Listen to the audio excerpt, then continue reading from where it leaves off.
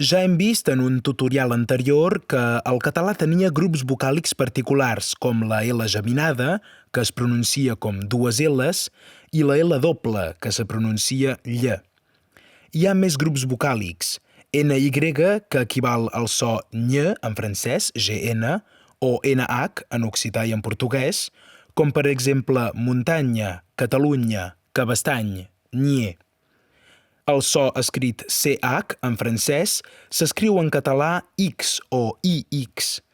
Així pronunciarem Baixàs i no Baxàs, Marquixanes i Sant Miquel de Cuixà. El català septentrional té un tret fonètic encara vigent, emmudeix la X final.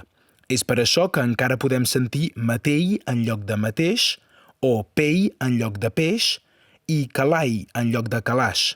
A Polit, a final de paraula, hi ha lletres que s'emmudeixen. La lletra R, en posició final, sovint s'emmudeix com en els verbs del primer grup en francès. Tot i no ser una norma sistemàtica, direm doncs menjar, gener i carrer, però en canvi cor i pur. Recordeu doncs que el GN francès equival al NY, el CH francès és IX o X. La R final molt sovint és muda.